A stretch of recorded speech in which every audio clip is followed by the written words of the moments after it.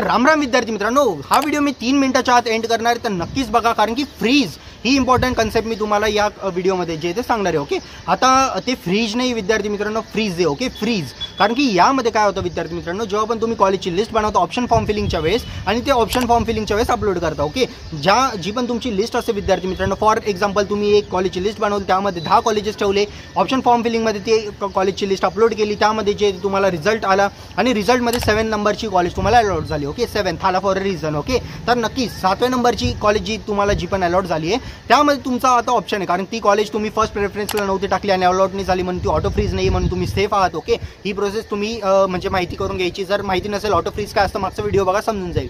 ती पण most important concept आहे. ओके, सगळ्यात इम्पॉर्टंट तीच आहे.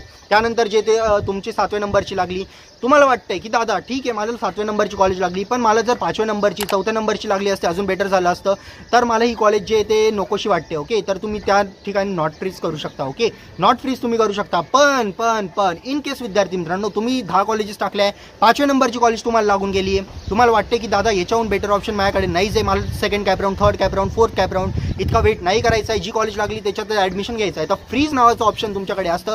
फ्रीज नावाच्या ऑप्शनवर क्लिक करायचं. ओके, फ्रीज नावाच्या ऑप्शनवर क्लिक कराल तर जी पण कॉलेज असेल विद्यार्थी मित्रांनो ती तुमची होऊन जाईल. ओके, म्हणजे नेक्स्ट कॅप राऊंडसाठी तुम्हाला जाण्याची गरज नाही आहे. 1000 रुपीज पे करायचे आणि त्यानंतर ती कॉलेजमध्ये ॲडमिशन तुम्ही डायरेक्टली जाऊन घेऊ शकता. ओके, जे पण तुम्हाला टाईमलाईन दिली राहील 1-2 दिवसाची, तर त्यामध्ये तुम्हाला तिकडे ॲडमिशन काही पण करून कन्फर्म करायचं आहे. तर मी तर सजेस्ट करेल की ॲटलीस्ट तुम्ही जे ते 3rd कॅप राऊंडपर्यंत तरी जा. ओके, तर फर्स्ट कॅप राऊंडला जी कॉलेज भेटली ते घेण्याची काही नको करू. हां, ड्रीम कॉलेज म्हणजे आता जर असा विद्यार्थी असेल 99.99% वाला, त्याला COEPचं CS पाहिजे असेल, फर्स्ट कॅप राऊंडमध्ये टाकलं, झालं बाबा ऑटो फ्रीज, ओके भेटलं कॉलेज, तर त्याला काही गरज नाही नेक्स्ट कॅप राऊंडमध्ये जाण्याची. पण असे विद्यार्थी म्हणजे 99% असेच विद्यार्थी असतात जे बेटरमेंट करत जातात. ओके, तर नक्कीच जर तुम्हाला अशी कॉलेज लागली असेल ज्याच्यामध्ये तुम्हाला 100% ॲडमिशन घ्यायचं तरच तुम्ही फ्रीजच्या ऑप्शनवर क्लिक करा.